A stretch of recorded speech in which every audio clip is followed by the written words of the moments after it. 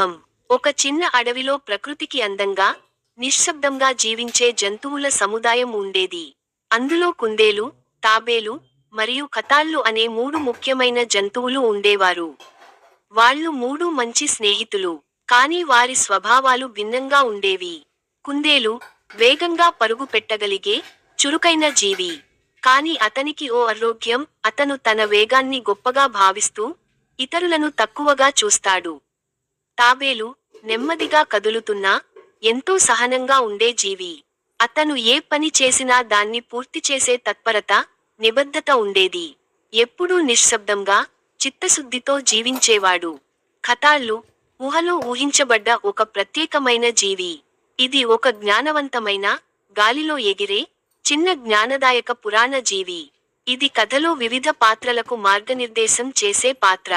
ఒకరోజు ఉదయం, అడవిలోని జంతువులందరూ ఒకచోట చేరి ఒక కార్యక్రమాన్ని నిర్వహించాలి అనుకున్నారు. అందులో భాగంగా ఒక పరుగు పోటీ కూడా ఉండబోతోంది. కుందేలు ఆనందంగా, ఈ పోటీలో నేనే గెలుస్తాను, ఎందుకంటే నేను ఈ అడవిలోనే వేగవంతమైన జంతువు అని గుమగుమలాడాడు. తాబేలు నవ్వుతూ, వేగం కాదు మిత్రమా, స్థిరత, పట్టుదల, ధైర్యం ముఖ్యమైనవి అన్నాడు. కుందేలు నవ్వాడు.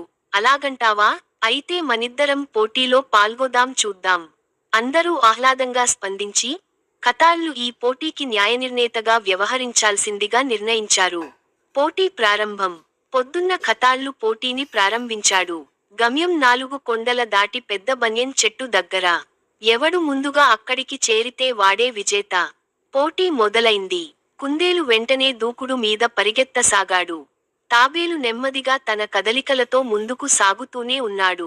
కుందేలు ముందుగా చాలా దూరం పరిగెత్తి ఒక చెట్టు కింద విరామం తీసుకోదామనుకున్నాడు. తాబేలు ఇంకా వెనకే ఉన్నాడు. నేను కొద్దిగా నిద్రపోతే ఏమవుతుంది అనుకుని తల కిందకు వంచి పడుకుని నిద్రలోకి జారిపోయాడు. తాబేలు ప్రగతి. తాబేలు మాత్రం నెమ్మదిగా, నిరంతరంగా ముందుకు సాగుతూనే ఉన్నాడు. అతను తన లక్ష్యాన్ని మరిచిపోలేదు. అడవిలోని ఇతర జంతువులు అతనిని ఉత్సాహపరిచేవారు.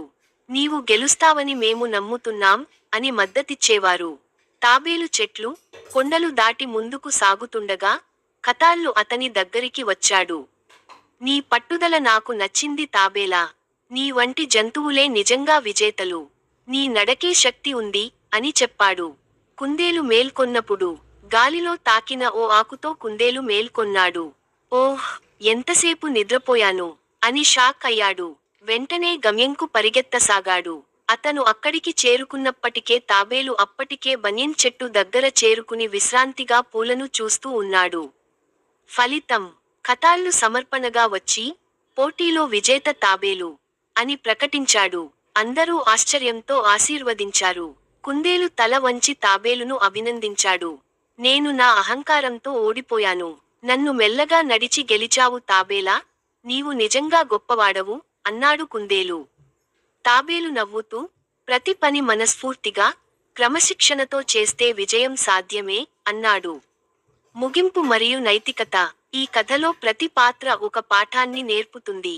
కుందేలు ప్రతిభ ఉన్నా, అహంకారంతో ఉంటే అది నష్టం కలిగిస్తుంది. తాబేలు పట్టుదల, నిబద్ధత ఉంటే మనం ఎంత నెమ్మదిగానైనా గమ్యాన్ని చేరగలము. ఖతాళ్ళు జ్ఞానం, మార్గదర్శనం ఉన్నచోట దారి తప్పకుండా ఉండవచ్చు.